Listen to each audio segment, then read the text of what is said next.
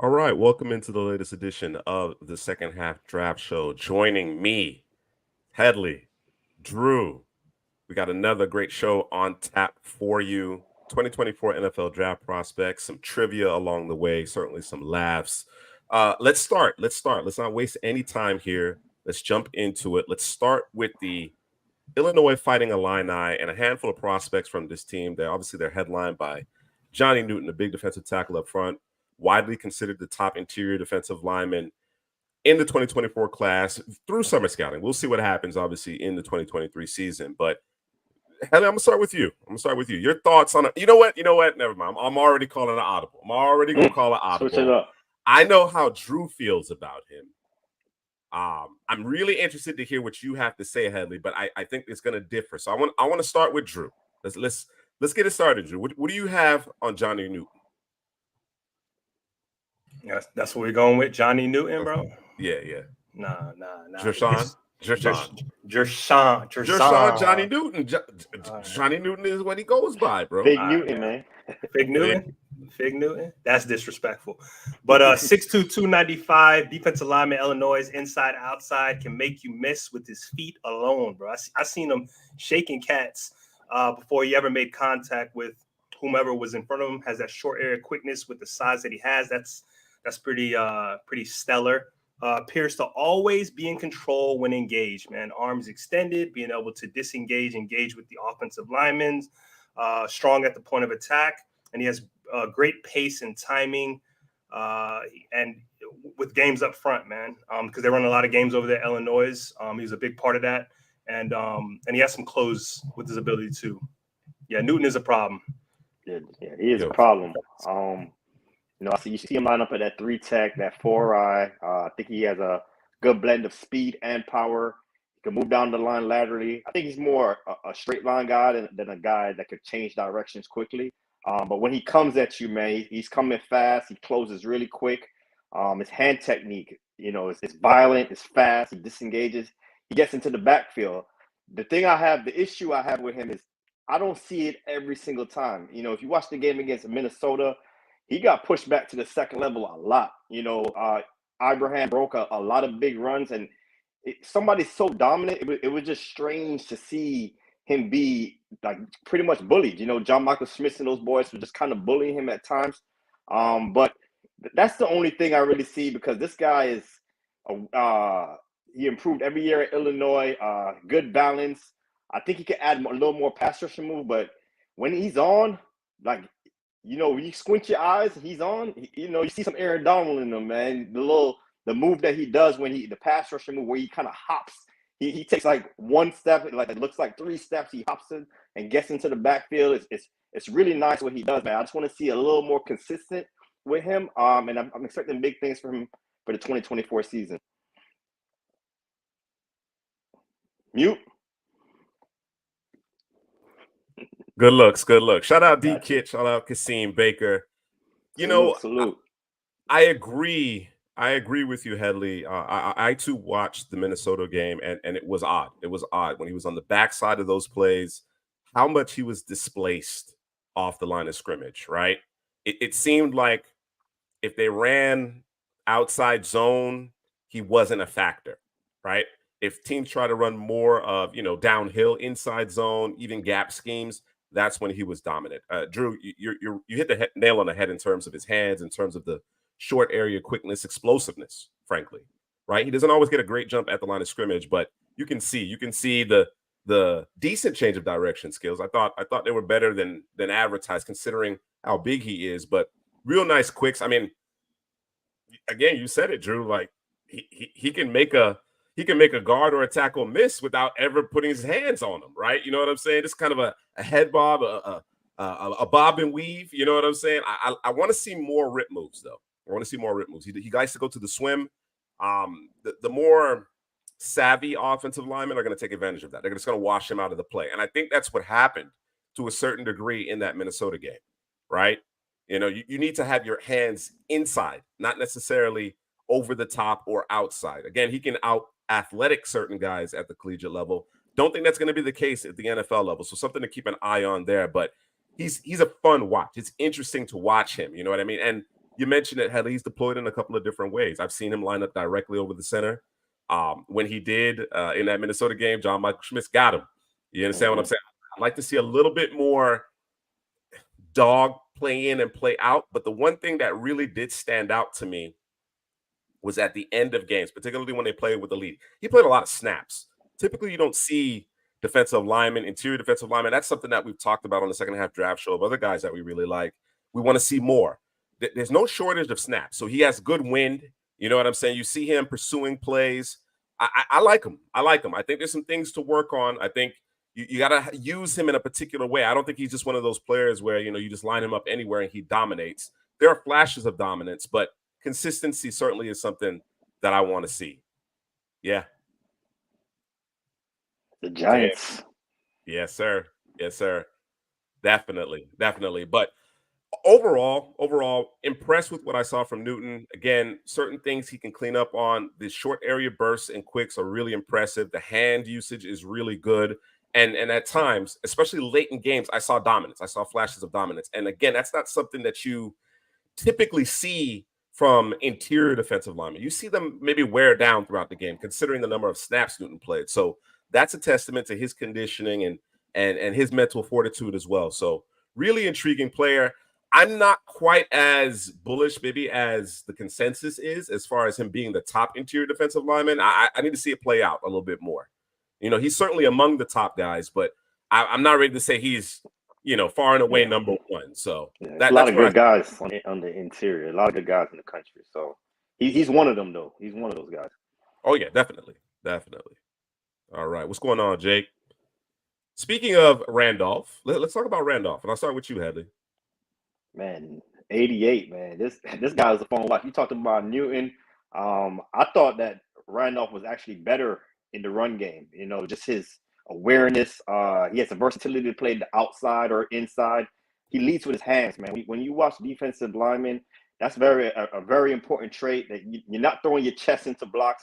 He leads with his hands. He's aware to recognize in the screen game, good movement ability and hips with hand usage. When you can move and you have the hips to kind of glide by offensive linemen, and you have the hand usage to get into the backfield. I think you tweeted, Drew, that game against was it Wisconsin with Braylon Allen? Yeah, he was dominant in that game, man. They couldn't run the ball, and that's a Wisconsin team that wants to run the ball. And Randolph was all over the field. He's more of a 4-eye, 5-tech guy. Kind of line him up over the tackle, but he's very quick twitch with his hands. He finishes well. That's one thing I like about him too. When he gets close to the ball carrier, he usually finishes the play. One thing I did notice with him though is he kind of flows laterally a lot, and he opens up a cutback lanes. I just wanted to see him just defend that edge better in those zone plays. I guess both of these guys have an issue with the outside zone runs. So that's one thing I need him to clean up. But both of these guys along the defensive line, I know Illinois lost a lot of guys in the secondary, 3 ballers, Quan Martin, and those guys, man, Devin Witherspoon, Sidney Brown. But the front's going to be really impressive this year for Illinois. It may be a byproduct of the fact that they're trying to two-gap. You know what I'm saying? And when you're two-gapping, especially when they start to get you going horizontally, that's when those cutback lanes may open up. You know what I mean? If guys aren't necessarily suited for two-gapping, that certainly could be a challenge. So I think usage certainly goes a long way. And as Jake mentioned, those two guys feed off of each other. We want to see the best versions of both of them, but certainly a lot of ability, a lot of flashes, a lot of ability between the two of them. Let's go to the offensive side of the ball, and then we'll return back to the defense. No, Drew didn't. Yeah, you gotta talk about Randolph. I got you. That's his guy. Dang, bro. You just said that's his guy before the telecast. It's like, yo, Randolph. Go ahead, Drew. Go ahead, Drew. That is my guy. I would like to make an amendment for guys that I'm going to be pushing this offseason. I know I did an offensive and a defensive guy. I picked Newton, but, bro, watching that Wisconsin game, bro, that man was a man amongst boys, bro. I wasn't expecting him to come in there and dominate. 6'5", 305 beast, bro. Them hands heavy and they sneaky, man. Can't tell you how many times at the snap, man, he just olayed folks. You know what I'm saying? Folks was out there whiffing because he's so quick with the hands to just I got here. He plays off of the offensive line in terms of what they do. He can counter off what you do. So you do this, I'm gonna do that. You do that, I'm gonna do this. You yang, I'm a yang. So he's obviously got a plan. Smart, headsy, consistently in that Wisconsin game. He was getting down the line, making plays, blowing things up. He can't be reached. I got in here, you know, that church song. What I got in here? Thou shalt not be moved, bro. The gospel. Bro, it was gospel, bro. He went to the hymns. He was out there, bro. He couldn't be moved, bro. So I'm like, okay, they dominate this bad. Let me go to the stats, bro. Let me go to the stats. And it wasn't good, bro. Allen, or what was the other running back? I forget his name. But neither running back. It was bad, bro. They were in single digit carries, single digit yardage. It was bad, bro. They dominated all the way down, man. And like you guys spoke about, I got here. My number one it's a top thing that I noticed in terms of if you get him going in one direction, that's it. Like you can't. There's no, and that may be like Juice was saying in terms of them trying to two gap. It's because that two gap you got a lot of responsibility. It's just unfortunate. That's just the way they run that defense. So be interested to see what it looks like if he's in a one gap. Something with a little bit more simple. You know what I'm saying? So, yeah, I mean, he can split the double team. He could get narrow. As big as he is, 305, he can split the double team, man, or he can just take it on and stand there. Like I said, thou shalt not be moved, man. So this is a guy I'm gonna be pushing. You know, I like Mason Smith a lot from LSU, but I'm gonna go in a different direction, man. I'm gonna go in the Big Ten. I'll be pushing Keith Randolph Jr. for sure. You know, going back to the principles associated with two gapping, these two players, they want to get up feeling, they want to make plays. Yep. Right. And that doesn't necessarily jive with two gapping, right? In terms of holding up at the point of attack. These guys want to change direction. They want to split double teams, as you mentioned. They want to penetrate. They want to get upfield. They want to make a difference. They want to create negative plays. And when you're two gapping, you typically don't get that opportunity. So I think it's kind of a cross between the two. Maybe just the schematics associated with what they want to do up front. Obviously, it's an odd man front most of the time. It didn't necessarily jive always with their skill sets, but because they're so talented, they were able to make so many plays. So interesting and talented duo there in Illinois. Like I said, I want to go to the offense side of the ball, then we'll bounce back to the defense before we move on. Isaiah Williams, Headley, receiver. What are your thoughts on him? Yeah, I think it was a former quarterback turned receiver. You know, fact check me, Jake. I know that's your team, but and it shows. You know, his route running is raw. You know, he'll drop some passes. He's pretty much an athlete playing wide receiver right now. But you know, once he's primarily in the slot, they like to get him the ball in space. They use him, you know, the jet motion offense. Because he's a dynamic runner after the catch. Special with the ball in his hands. Mr. Yak, he eludes defenders. He got twitch. He runs hard also, so he breaks some tackles. The burst is real with him, man. So, you know, we see guys like this come out every year where it's like, yo, we just want to get this guy, the ball in his hands in space, and he needs to produce. So at the next level, we'll see what kind of offensive coordinator, what kind of play caller get him in the offense and get him the ball in space, because that's where he's going to live, man. Maybe special teams. Also, he could do that too. So We'll see what he does at the next level, but you know, he's not a receiver just yet. The routes are a little raw, the hands are a little suspect. But yeah, once the ball's in his hands though, just watch out, man. He could go 6. Yeah, he was the moving piece in that offense. Played slot a ton. Like Headley said, he was getting peppered with targets, bubble screens, coming around, end arounds, different things like that. He can make you miss, small feet, stop, start, quick twitch. He's got it all. I thought he was, you know, he's 5'10", 180. I thought he was, when I started to watch him, I thought he was similar to Juice, not Williams, Juice Wells, yes, South Carolina. But nah, that man 210, so 200. So I've seen him break tackles. He runs low to the ground. But yeah, them hands a problem. I thought in terms of man, I thought he could create separation just with his quick twitch, short area quickness, but zone, he just didn't get his head around fast enough. I'm like, yo, it's right there. Just stop, get your head around, turn. And he's kind of looking for the space. And there's thinking going on when it's zone coverage, but man coverage, you kind of understood, okay, this is, I'm gonna break him off like a Kit Kat bar. But like I said, he's an athlete, so he's still learning the position, obviously. So, you know, we'll see what happens. Just looking for improvement in terms of the receiver position in its totality, man. Yeah. Like you mentioned, there's some rawness there. right? And I think that really does play out on film when defenses roll into a zone coverage, because at that point you need to understand where the zone is, where the soft spots are, where you need to sit down, where you need to break off your routes. And that's going to take time. That's going to take reps. That's going to take an understanding, more film study. You know what I mean? It's the connectivity between the mind and the body. He just doesn't have that just yet. But as you mentioned, when faced with man, he could just be a better athlete than the guy across from him. So interesting to see what Isaiah Williams does in 2023. The last prospect that we're going to cover this evening from Illinois is edge rusher Seth Coleman. I mentioned before they run an odd man front. Coleman there is on the edge. Drew, well, you know what? I think this is Headley's guy, if I'm not mistaken. Headley, your thoughts on Seth Coleman? Yeah, he's a stand-up edge rusher. He got the athleticism. He can bend the edge. He's aware to get his hands in the passing lane. He's elusive to get around blocks. He can make a play. Seen that spin move. He deploys that spin move pretty good. But he's kind of small. You know, you got to add a little more weight. He's not as strong. You get stronger in the weight room because he's not really taking on blocks. He's trying to elude blocks. But he has that versatility that teams like. I think he's a 3-4 outside linebacker. He could drop back in coverage. He's aware in passing game, but in the run game, those zone reads or those quarterback boots, like he took the cheese every single time in that game. I forgot what game. I guess it was Minnesota. I think I watched, and it was bad, man. He wasn't setting the edge at all, and they got big plays after big plays because he was just too aggressive. He just got to stay home and just make his play. Do the play, do the right thing, stay in your zone. Don't try to be a hero all the time. And I think that's what Seth Coleman was trying to do. But like I said, man, this Illinois defensive front it's pretty special with these three guys coming after the quarterback. All right. Do you got anything on Coleman?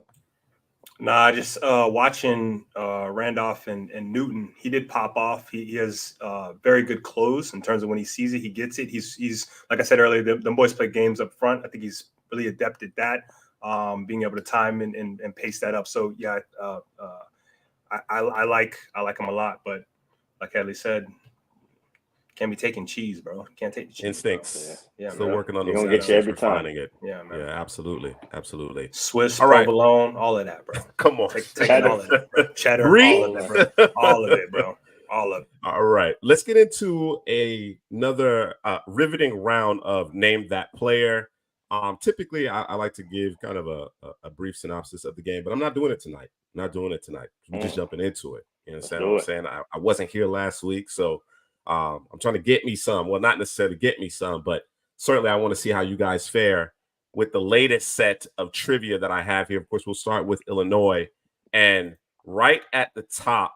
Hold on. Private chat. Yeah. I was gonna get there. I was gonna get there. Appreciate that. I was gonna get there. You gotta let the track breathe. You feel me? All right. The first trivia question we have, it's actually, typically, and I said that I wouldn't do this, but I'm gonna do it because I got to do it. Typically, we do 3 clues. In this particular instance, with this particular trivia question, I'm just gonna give 1 clue. All right, it's all or nothing. 1 clue. Oh man, 2-pointer. Is it who guesses it first? Basically, yes. Okay. Yes. All right. 2-pointer. All or nothing. You're not going to lose any points if you don't get it right. So you can obviously lobby a guess out there. But I think it's simple enough where it was only 1 clue necessary. All right. So I am the highest picked former Illini player since Kevin Hardy went 2nd overall in 1996. I think I know it, but hold on. I got to get the teams we highest pick 96. I know who it is. It's Simeon, right? Simeon Rice. Yeah. Wow. Y'all can split it. Yeah, Simeon. Y'all can split it. Yo, it brought me back to when I was collecting cards. we collect football cards. I had a Kevin Hardy and a Simeon Rice card, man. Those were the 2. I couldn't remember who went. You said Kevin Hardy, so I figured it had to be. Yeah. So Hardy went 2nd overall in that draft, followed by Simeon Rice. And obviously Simeon Rice had the superior NFL career. He's also the all-time leading sack man at Illinois. Excellent edge rusher. Actually got another one. I got another one. Again, another one, 1 clue. It's actually the same clue, but now that we have Simeon Rice off the board, who's the next highest selected player in Illinois history since 1996? Since 1996. I know a first round guy. The kid, something else, boy. It's is it your boy? Is it Merciless? That's a very good guess. He was first round guy, right? Yes, he was. Thought it was Merciless. Actually, so it's the next guy? Actually, it is Merciless. Oh, it is. Oh, you're trying to get? Yeah. It is Merciless. Whitney. All right. So 2 points there for Headley. Let's do it again. Who's the next guy? Illinois. The defensive side of the ball? Bro, this is not what we're doing. Come on, man. I had to try, man. Is it? Are we talking just first round picks? Witherspoon, man. Devin Witherspoon. Nah, there was somebody before. Nah, it was somebody before him, I think. It's all first round picks we're talking? Mm-hmm. I was gonna say it really is Ben, but nah. Keem Spence went there. And I should have. This is on me. I didn't rule out Devin Witherspoon, not including Devin Witherspoon. No, it's before that. Jake actually got it. Jake got it. Yeah, Jake got it. Can you give us a clue? Something? Give us something. Another first round Illinois pick. First round pick. Yeah, I'm running out of guys. Was it? They had a receiver. Was it beginning and or middle of the first round? I'll give you middle. Middle of the first round. Man, I ain't want middle. I wanted first. I wanted up top or at the end. Damn. Let me just go through it real quick. Let me go through the positions.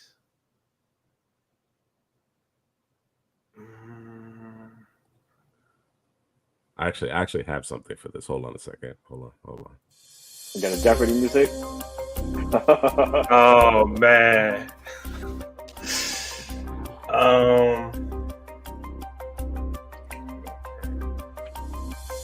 Good job on this one, Jake. Yeah, I don't know. I can't think of any more first round guys. That's gonna suck for the bonus question. You got a bonus on it too? I do. Easy, Jake. Easy. Is it a DB? Jake, I actually blew it. You're right. I blew it. The answer to the original question is the guy that I'm asking for right now, but we let it ride. I give up, bro. That's it. I got an answer, but I don't know. Say the answer. Say the answer. Is it a DB? Come on, man. Say it, bro. Say the answer. Nah, I ain't gonna say it. Go ahead. All right. Corey legit. Oh, I wouldn't have got that. I wouldn't have got that. Corey legit. No. All right. And Jake got that? Yeah, Jake did get it. As a matter of fact, legit was drafted prior to Merciless. Merciless was towards the end of the first round, but I let it ride. That actually takes us to the bonus. All right, and you guys know how the bonus works. Up to 6 points. But I'm going to give it one clue. So we'll say up to 3 points, and you can lose one if you don't get it right. All right? Here we go. All right, we've talked about Kevin Hardy and Simeon Rice going second and third overall, respectively, in the 96 draft. There have been two other pairs of Illini players to be selected in the first round of the same draft since then. Name the two pairs. In the first round, he said. Yes. If you get one right and not the other one, there'll be no deduction, but you don't get any points. It's none of the guys we already No, named. it ain't. Don't go there. Don't go there.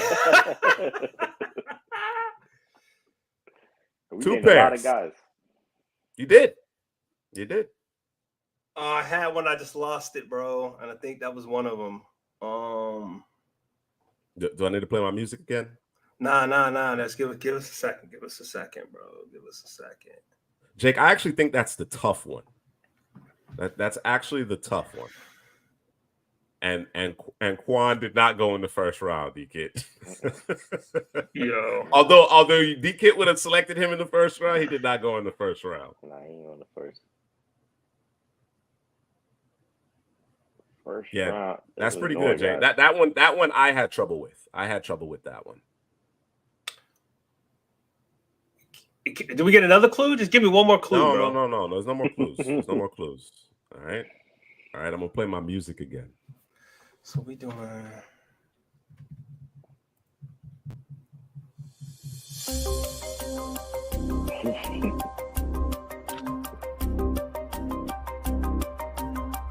The kids say Quan should have went first round. Oh yeah. You know, Jake's an alum, so you know. Yeah, man, he got it. You know what I mean? You know all the first round guys over there. Y'all don't even have one of the pairs? Come on. I can't.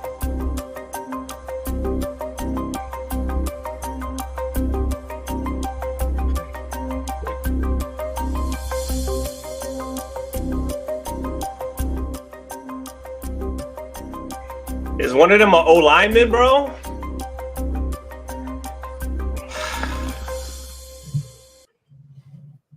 All right. Let me give you the names. Yeah, So in 2008, Rashard Mendenhall and Vontae Davis. In 2012, Merciless and AJ Jenkins. I wouldn't remember AJ Jenkins, but that's the one I had trouble with. Mendenhall, Vontae Davis, I recalled. Merciless, yeah. I knew he was a first round pick, but I forgot about AJ Jenkins completely. So damn, Mendenhall, that one hurt, bro.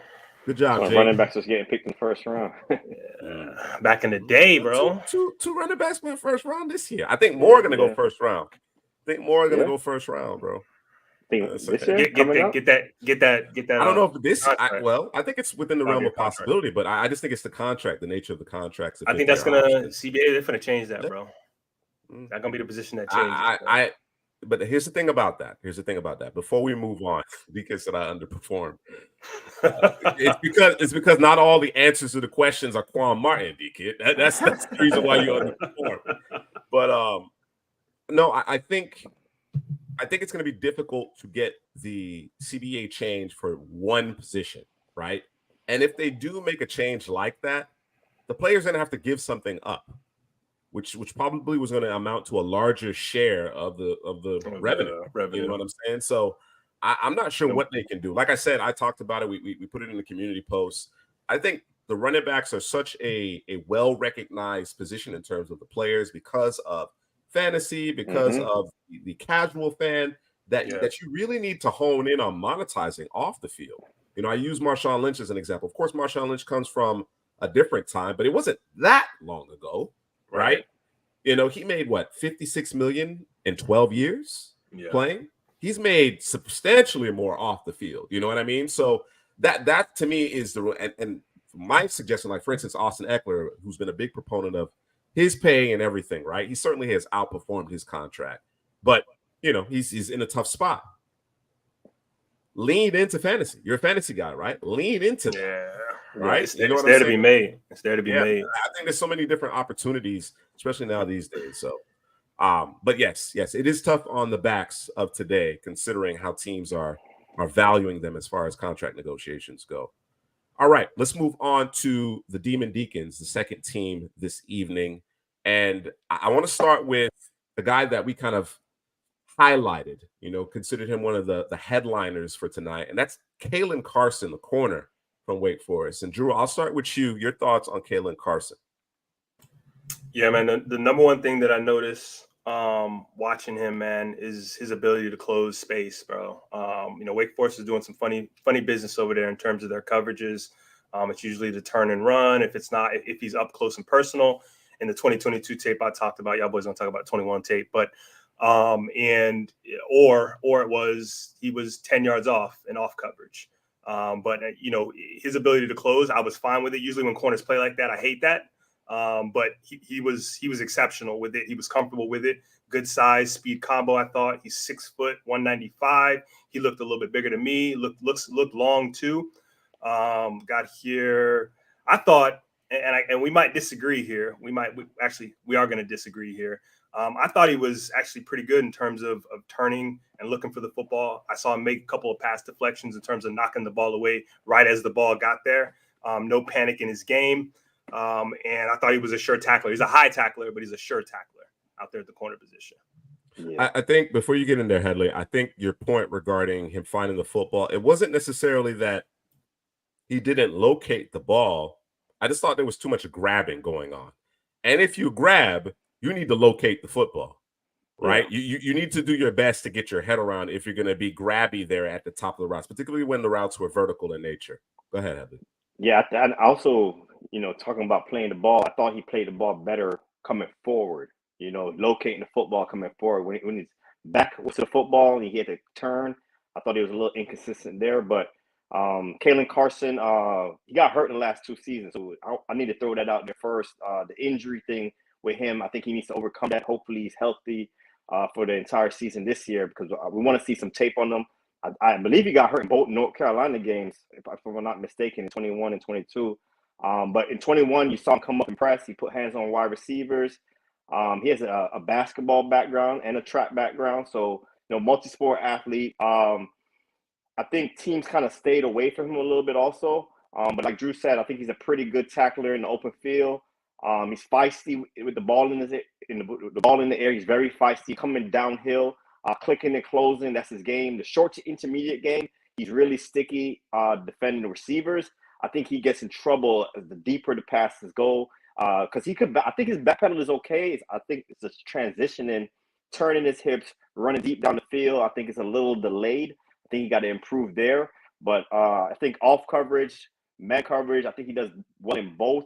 In 2022, I saw him off coverage more, and that click and close ability is there, man. And in 21, he had that one-hand stab press in 21, so you kind of got to see him in different defensive alignments from 2021 to 2022. I think he held up well in both of those guys. So, he offers that versatility for teams if you want to play more zone, if you want to play more man. I think he can do both of that. So I do like him. I do like Carson and what he brings to a defense. That's okay, D-Kid, and we appreciate you, right? Carson actually, that 21 tape to me really, really stood out. I thought he was okay in 2022. As you mentioned, Headley, he wasn't tested very much. When he was tested vertically, I think that's when the challenges arose for him, as you mentioned. And I think we saw the exact same thing on tape. When he's transitioning out of that back pedal to turn and run, there's a little bit of a hitch there. He allows the receiver to stack him under those circumstances. That's when he gets a little grabby. That's when the panic may set in a little bit. That's when the flags may come in, right? Whereas, when the ball's in front of him and he's clicking and closing, coming downhill, he's phenomenal at it. The transition is smooth, light, and quick. And he's there making a play on the ball or coming up and securing the tackle. I think he's a solid tackler as well. Pretty sure tackler there on the boundary. So has the frame that you're looking for as far as his height and length. I think he could stand to put a little bit more muscle on that frame, just a little bit more, but certainly has those measurables that you're looking for. I think the speed's there as well. So really just need to tighten up the technique in terms of his transition. I'm not as sold on his back pedal. I think it's okay. I think he needs to get a little bit better. But like I said, transitioning to turn and run is the struggle. Transitioning to close, he looks really good. I'm intrigued. I'm intrigued by this player, right? You can never have enough defensive backs, enough corners. He clearly has some skills. I thought he played with more edge in 2021. That injury seemed to, and the fact that they were playing a little less man in 2022 may have kind of taken away from that edge, that chip that he plays with, because he certainly has an attitude, and I can appreciate that from my corners. You know what I mean? Short memory, feisty, aggressive, play through the ball, not the receiver. I think he has the skill set. I just want to see him put it together. As you mentioned, Headley, the injury bug, that's going to be one of the big concerns, the medicals, ultimately how he tests. But I think if he puts a healthy season together, start to finish, a double-digit game season, he's yet to play double-digit games in any of his seasons. I think he could be a name that rises throughout the pre-draft process. All right. Let's talk about Michael Jurgens, the center for Wake Forest. And I start with you, Headley. It's kind of crazy evaluating these Wake Forest offensive linemen, because they do run that slow mesh offense, and it's like, I don't like it, man. to be honest with you, you can't really evaluate him all the way, but he's sub 300 pounds. I've seen him get driven back to the quarterback some. Got to add some weight. He's a center. but I think he's transitioning to guard this upcoming season. Tons of experience, man. He's been playing since 2018. I think he's like a 6-year senior or something coming in this year. But I think he's more of a phone booth guy. The lateral movements, it's a little shaky to me a little bit, especially on those when the linebacker blitzes, when you get to get one and slide over to the linebacker. I think sometimes he's a little slow doing that, but I like his hands. He'll let the hands fly. He'll get into it with defenders. He could drive and turn defenders in the run game. What else I have? His balance. I think his balance can improve. I think sometimes he's leading, his head is down. So I think the balance can improve for Jer'Zhan. Interested to see him play guard from center. I think he's more fit to play guard, in my opinion. But we'll see on Jer'Zhan.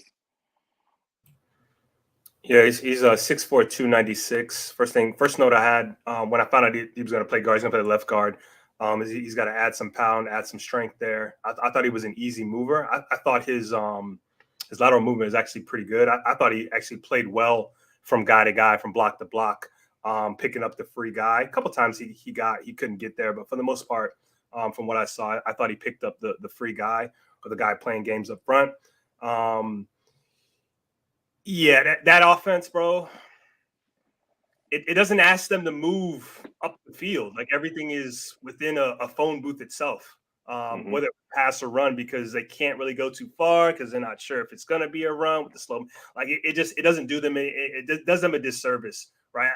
I think he may fit it well in terms of what they want to do, but it's a hard evaluation because you're not necessarily, when you look at him, you got to kind of catch glimpses. They don't pull. They don't really reach. Like, there's really nothing, different or there's nothing that changes within that offensive line. It's really strange. It's going to be a tough evaluation. I think a lot of it's going to come in for him. A lot of it's probably going to come when they're going to have to when the draft season comes over, or the college football season's over, and he's going to have to go to those private workouts and talk to teams and kind of see where his head's at. I think he's an intelligent player. Obviously, he's playing center. You would imagine he is. Moving over to guard, I think it should be an easy transition for him. I just wonder what that looks like in terms of if he doesn't get that strength. But we'll see what that looks like. But before we get to Jamal Banks, the receiver from Wake Forest, DK was kind of mentioning some tidbits from training camp. Obviously you got Tay Banks, that's his guy, New York Giants, struggling a little bit, and then Forbes, a guy that we weren't sure would go in the first round. We kind of thought maybe early second round for him, late first round, early second round. The Washington clearly was high on him, and ultimately they selected him. This whole comparing everybody to Sauce Gardner now, man. I know how high you were on Sauce Gardner coming out, Headley. I think Sauce Gardner was terrific. I thought he was terrific at Cincinnati. I thought he was very, very good as a Jet. But if I'm not ready to say Sauce is the standard in the NFL, man. Are you guys ready to say Sauce is the standard in the NFL? The thing is, he got the glamour and glitz with him, man. He got the chain. He's on TV. I know you boys PS2, but he's not out there like that. So Sauce is gonna get all the attention. Sure. But I think those two corners, I think Surtain, technique-wise, is tremendous. He's probably the best technical corner in the league, but what Sauce does with his length and his ball skills and all of that, that's special as well on his end. And he's in the New York market, so he's gonna get that play, he's gonna get that love. Absolutely. So but listen, I'm not gonna give you the nod after 1 year, bro. It's just that's not how that works. I wasn't ready. I mean, you could put him as a top 5 guy. I don't have no problem with that. I got no problem with that. You know what I'm saying? Some people will say, Sauce got away with a lot of grabbing on holding and stuff out there too. So I think in terms of the talent, he's tremendous. I think in terms of the skill set and the way he played, you could certainly make the argument that he's top 5. But I do think, like you mentioned, that the New York media is kind of driving some of that, right? You know what I'm saying? I think Sauce understands it too, how to market himself. You know what I mean? Whereas PS2 just goes to work, man. He just goes to work. Denver is not exciting. Russell Wilson was terrible last year, so they weren't a good football team, and of course they're in a smaller market. So I certainly understand that. But as far as I'm concerned, the standard is PS2. If you're gonna compare to the best in the league, if PS2 is not the guy, then I got a problem. I got a problem with that. But again, I certainly understand why Sauce Gardner is getting the recognition that he's getting. Much of it is deserved. All right. Jamal Banks, Drew, your thoughts on Wake Forest receiver? Of course, A.T. Perry inexplicably falls to the 6th round. I was looking at some of A.T. Perry's number. I mean, he owns most of the record books, man, as far as receiving is concerned. Not so much catches, but yards, TDs. He's right up there. I get the next guy that's really up there is Ricky Prohl, believe it or not. Ricky Prohl was a really good receiver at Wake Forest, too, had a good long career. Your thoughts on Banks? Yeah, I was watching the tape, bro, and your boy kept coming up, man. He's getting on my nerves. He's getting all the passes. Perry, bro. But anyways, sorry. Perry's that was my guy. Yeah, I just throw it to Banks, bro. Throw it to Banks. Stop throwing it to Perry, man. But that was your boy's guy, by the way. But anyways, I don't believe he's a guy who's going to create a bunch of separation, man. I think he's a contested catch guy. I think he's big, he's strong, he's physical. I think he locates the ball very well. I think he has strong hands. I think he's a big target. For his size, 6'4", 208, I think that man need to work on his blocking skills a little bit more, be a little bit more feisty, engage guys a little bit more, hang on to guys a little bit more. But I love his game in terms of him being a red zone threat, being a possession receiver, being a guy that, hey, I need to get it. It's 3rd and 8, and I need a big body to throw it to. I think he's that guy. I'm looking more for him from this season in terms of just being more productive, because I don't think Perry ever came off the field, but Banks, I don't know if that was just kind of the rotation, but he would come off the field from here to there, and he has a hell of a catch radius too. So yeah, they kind of rotated Green and Banks in that offense. A.T. Perry was the guy last year, and there's no more Sam Hartman there, so it'd be interesting to see what Banks and Green does this season. But Banks is the guy over there now. He attacks the football in the air. He adjusted the football. He's amazing at that. His anticipation and the body control he possesses. Catches the ball in traffic through contact. Like Drew said, he's just going to be like a red zone threat to me at the next level. He doesn't really separate as much, and that's the name of the game now in the NFL. You got to be able to separate.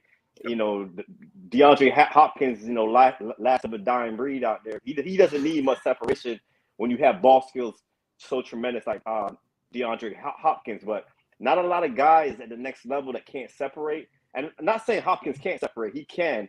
But, not a lot of guys last at the next level when you can't separate. I do like Banks. He's physical at the release to get defenders off of him. A lot of vertical routes in that offense. He's mesh point, and they just throw it up on vertical routes. So that's what they kind of do over there. And, he made contested catches time after time.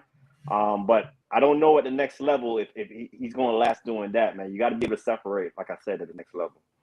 Yeah, real quick before you go, Juice, I see the kid said it looks like he's running in mud. Jake Bobo, get off my man, Jake Bobo. But it's Drew's guy, Jake Bobo.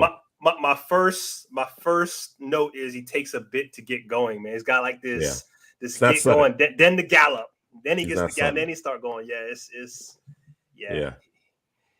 You were mentioning Hopkins, Headley, in terms of the fact that he doesn't create tremendous separation, but it's his physicality at the top of the route.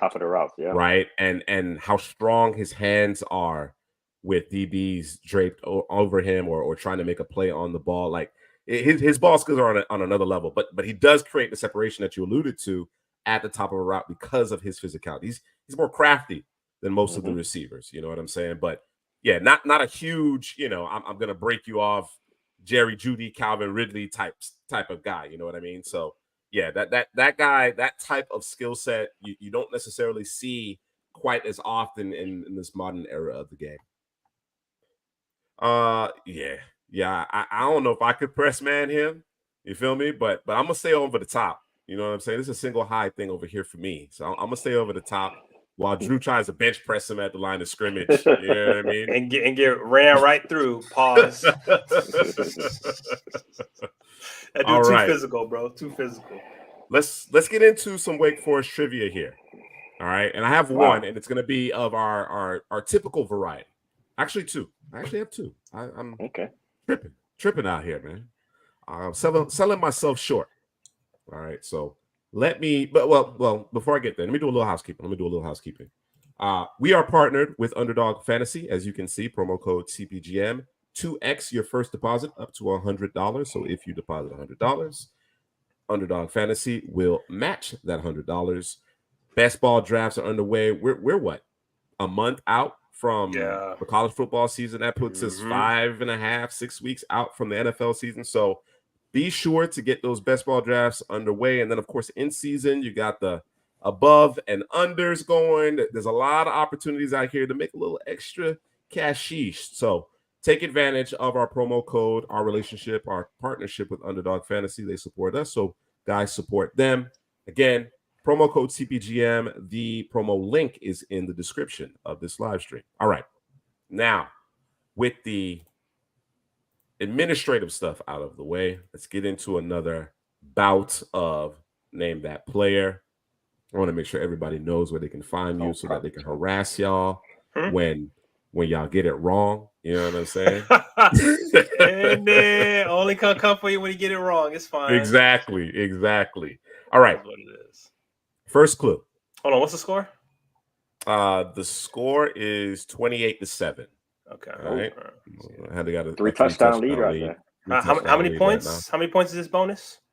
This isn't a bonus. This isn't a bonus. All right. So first clue, 3 points. Second, 2. Last clue, 1. Private right. chat. Private chat. Private chat. Yeah, yes, I'm sir. on it. Private chat. All right. We're not on Duke yet. D-Kid. And I know how you feel about Daniel Jones. That's your guy. We're gonna get there. We may actually get into Daniel Jones a little bit. Pause. All right. First clue. Yeah. I am tied for first in single season passes defended with 19, and third all time at Wake Forest with 50. It's a lot of pass breakups. Pass breakups? Yeah. Only one. That's it. No more clues. No. I got 2 more clues. I got a guy. I just don't know. Yeah, I got a guy too. I didn't know he was that good. I didn't know he was that good, bro. All right, you ready? Next clue. All right. I currently play in the AFC West. Currently playing the AFC West. That threw me off right there. Yeah, I know that was going to threw me all the way off, bro. I knew that was going to I thought it was NFC South, bro. Come on. Thought it was your boy. AFC West. AFC West.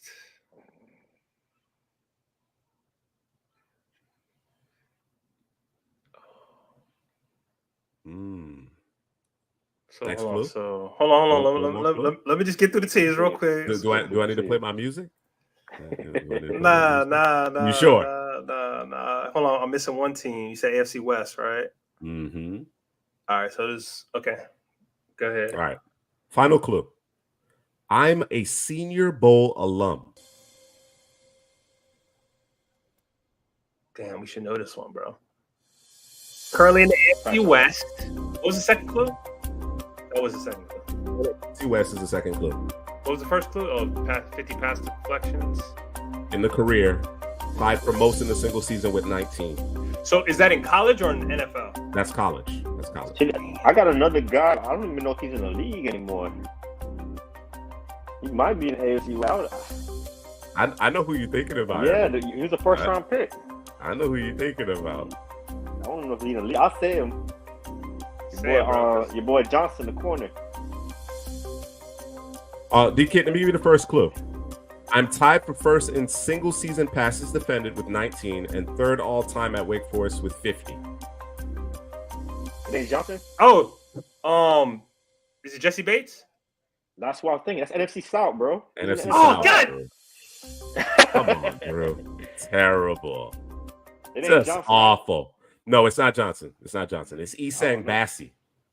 Oh, I laid down because I said you said Senior Bowl and I completely just I forgot about the clue. Esang Bassi. Damn, Bates left school early. I think he was a redshirt sophomore when Bates left school.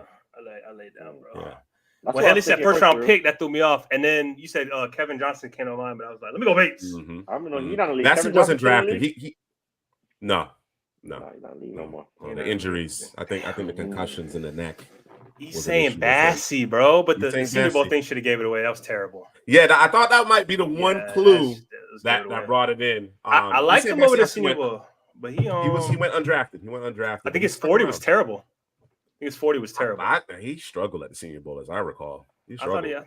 Maybe. That's what I think he didn't end up getting drafted because of that, or maybe it was the athletic testing. Yeah. All right. I got an all for nothing here. 2 points if you get it. No points deducted if you don't. We were the 2 highest selected defensive backs from Wake Forest in the last 10 years. Oh, Johnson and Kevin Johnson. Bruh, come on, bro. In my mind, I'm thinking it ain't gonna be the guys we just thought about, bro. I'm thinking of other. It's obvious. All right, you got the 2 points. Oh my god, you beat Drew to the punch, bro. Trigger. All right, let's get into our final team for the evening. Here we have the Duke Blue Devils. Coach K, no, not Coach K. Cutcliffe.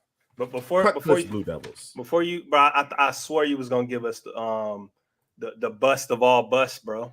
Oh, Aaron Curry. Yeah, bro. Bust of all busts. No, it's too obvious. And listen, all you had to say was the what did they call him? Safest pick in the draft, bro. Safest pick in the draft, man. That draft class. If I'm thinking terrible, it's the right one. Was it terrible? That draft class. Oh, that first round was awful. That first round was bad, boy. Bad. So when all the tackles got drafted? I think it was at that point we were like, maybe we could do this.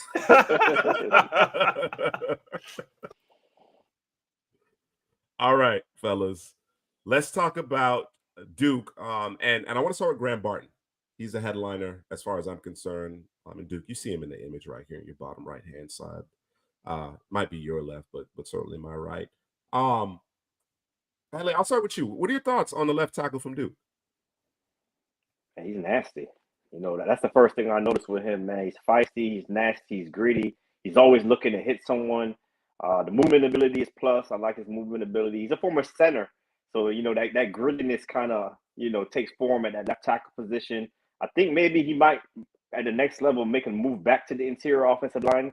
We'll see with the arm length and everything, how it pans out for him.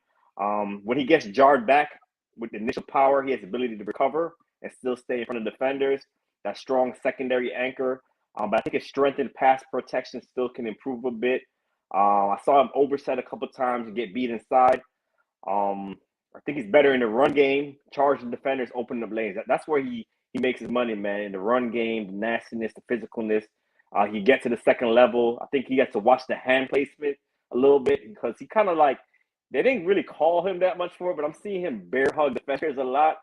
His hands are wide. He's bear hugging guys. So at the next level, man, they're gonna see that. They're gonna call penalties. So he gotta fix that up. But as a run defender, you could get one, get to the second level, get the next guy, locate. I always talk about locating because you know you can have the athleticism to get to the second level, but if you can't locate and make the block, then it's all for nothing. He does that well. He doesn't really get beat around the edge as much. I think the inside move or going straight through him, I think those are the ways he could get beat in the passing game. But in the run game, he's a bully. He could pull. He could get to the second. He just relishes it. He's got that nasty where he relishes the big hit, and he makes that big hit oftentimes. So I like Barton. I like Barton on tape. Just interested to see if he's going to go back to the interior at the next level. Yeah, man. Guy here in my notes, man. He be taking guys for rides, bro. And you can see that he relishes it. You know, that's a bonus in I might pick him over another guy that might be a little bit more skilled, just because he has that in him. Because that wears on that wears on defensive linemen. He does plenty of pulling, reaching. He gets to folks. I think he's a good mover. But listen, I think his biggest problem for me is he often comes out high, man. But like Kelly said, he's willing to take on that initial contact. He actually fares well with it, to be honest with you. But I don't know if that happens in the league when you're dealing with grown men, and that consistently happens. So he's going to have to tighten that up. It will be interesting to see if he gets pushed back inside, if what they see in terms of him, in terms of the arm length, because he is 6'5", 306. When you're 6'5", 6'6", 6'7", and you play a little high, you kind of lose that leverage. So I don't know if that fares well inside though. Usually the inside guys are, if I'm not mistaken, they're usually 6'4", 6. Well, Nah, not gonna fight that. But yeah, it'll be interesting to see how he fares this offseason or the season, coming up. Yeah, DK. I think my guys went a little soft on him. I'll be honest with you. I think they went. Not to say that anything you said was wrong. I think I was just a little bit more critical of his play. Headley, you nailed it, right? As far as him in the run game, I love it. Drew, you talked about the mentality. Sign me up. Sign me up for it, right? Because it's Mortal Kombat. Finish him, right? You know what I'm saying? So I love that mentality. And as you mentioned, when you're looking for cultural fits, he's the guy that you want in your locker room, right? I think what I saw on tape, he got to move inside at the next level. Yeah, he's got to move inside at the next level. I think at times, Heather, you mentioned, he doesn't really give up the edge. He typically gives up the inside move. I saw it both ways, but for different reasons. He does overset, which gives up the inside move, but he also gives a short corner to the edge rush, right? Instead of really, how a tackle might be beat initially, but he runs that edge around the quarterback. He doesn't do that on a consistent basis. He gives up a short corner. And I thought those bull rushes, the speed, the power, guys who could convert speed to power, guys who played with good arm length, gave him a lot of trouble. Even as he was trying to get that secondary anchor to set, I saw him hopping backwards, getting walked into the quarterback a little too frequently for my taste. When his hands were timely, I thought he was really good. When the hands and feet work together, I thought he could be great at times. But too much inconsistency. I thought it was just from snap to snap. There wasn't enough consistency for my liking. And one of the things that I thought that you would mention, Helen, I know it's a pet peeve of yours, is spent too much time on the ground. On the ground, yeah. Spent too much time on the ground for my liking as well, especially a guy who moves that well, right? For you to be leaning over your toes that much and getting off balance, I thought that was an issue. Again, mentality, the way he plays in the run game, certainly sign me up. I think a move inside probably would be best based on what I've seen thus far. We'll see what happens in 2023. But too inconsistent for my liking at the tackle position. Sometimes it looked really good, and sometimes it looked like, okay, you look a little replacement level here.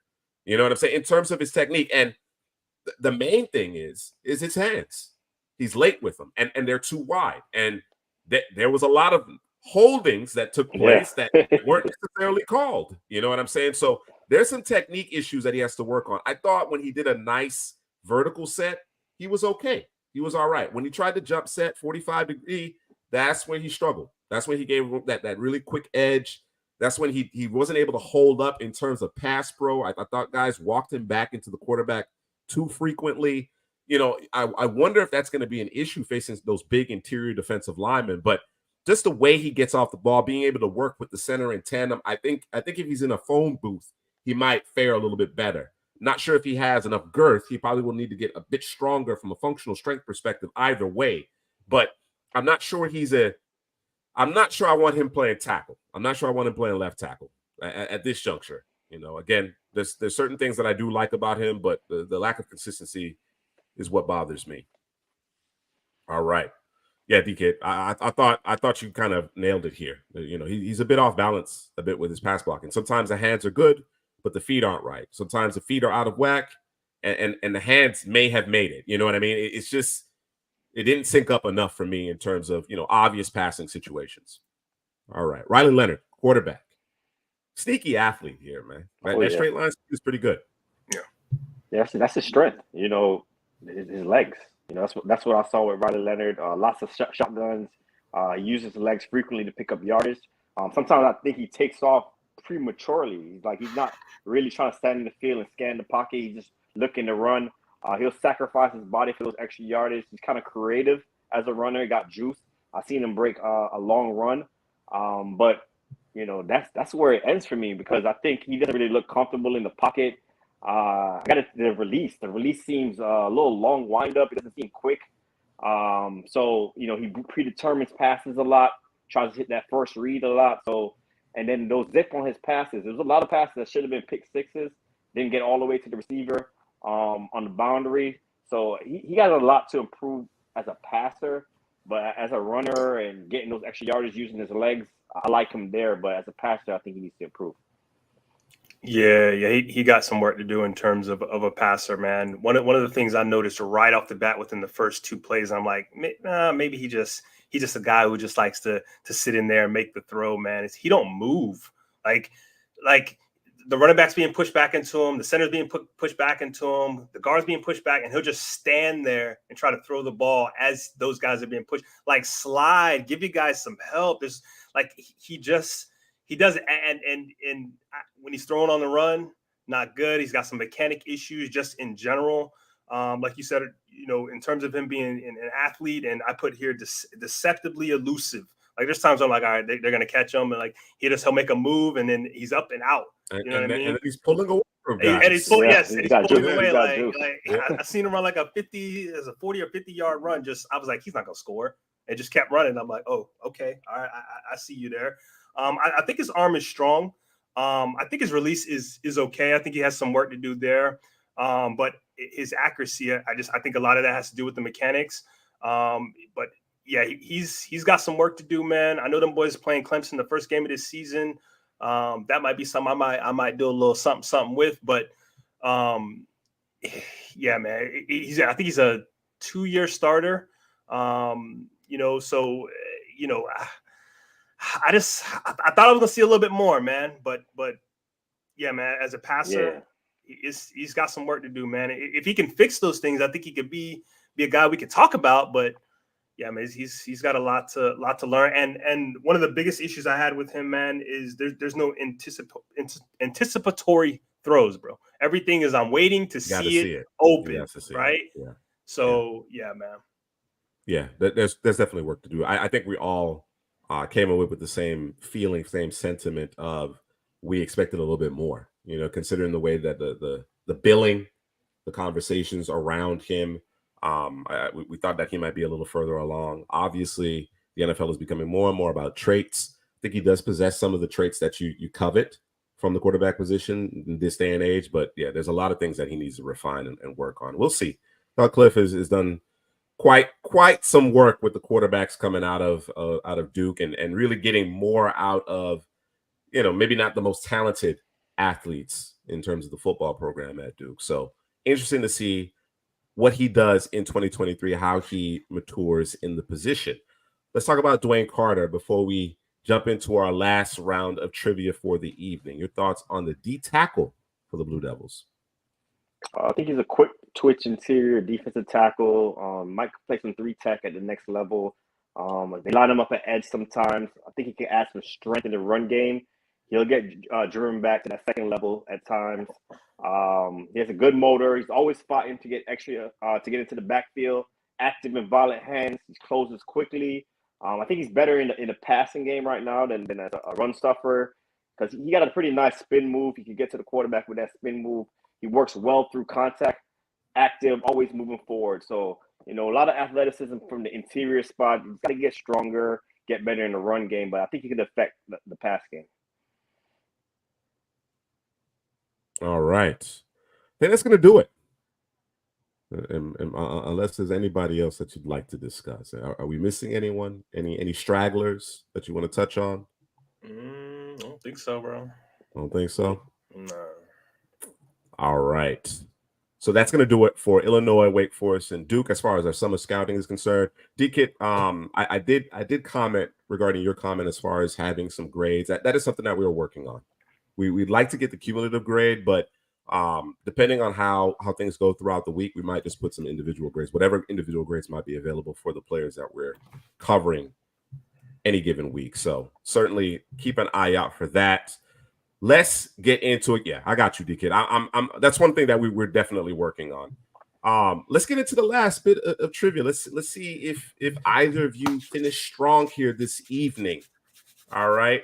This beautiful summer evening. One clue, all or nothing. Let's do it. Come on, man. 2 points, 2 points and nothing. All right, first to it. There have been 2 Duke players selected in the first round of the NFL draft in the last 30 years. Who are they? 30 years. Daniel Jones. Bruh. That's easy. That was an easy one. Well, I mean, he effectively gives it to you. Drew, by saying it. He effectively gives it to you without saying the other player. So you got to get them both. Duke. Let me Crowder wasn't the first round guy. Nah, it wasn't. Yeah.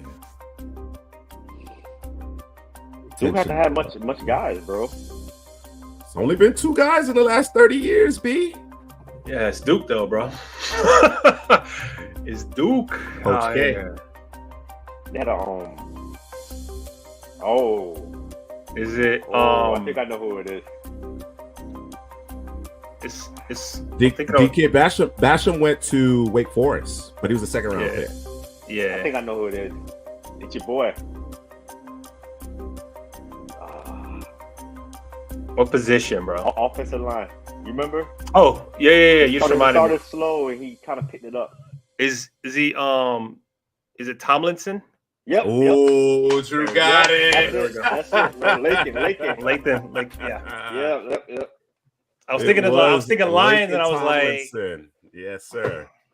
Yeah. He started out with the Jets, if I'm not mistaken, and most recently was with San Francisco, and I think he kind of, found his footing there in San Francisco. So Laken Tomlinson and Daniel Jones are the only 2 Duke players to be selected in the first round in the last 30 completely years. Forgot about Daniel Jones. After DK said it, bro. That was the easy one. DK did say it earlier, bro. Terrible, bro. But I thought that's why you were going to go get some carrots before we went live. You know what I'm saying, to help with your memory. You know what I'm saying? Apparently, or is it your eyesight? That's your eyes. Exit for your memory. There we go. Yeah. There we have it. All right. That's going to do it for this edition of the Second Half Draft Show. We will see you guys next Friday. We already got the teams worked out. We'll get that promo going for you. Please share the content, like, comment. Obviously, the guys, everyone who is tuned in tonight, appreciate you guys tuning in, rocking with us. Again, share the content. We got something really, really exciting coming down the pike here in the next few weeks, just ahead of the college football season. So be on the lookout for that. Just going to tease it a little bit, but certainly it's on the way. Again, Mr. Go For It just came in with the Daniel Jones. Again, we'll be back. We'll be back next week, same time, 9:30 p.m. Eastern. For Henley, Drew, this is Juice. We'll see you next time.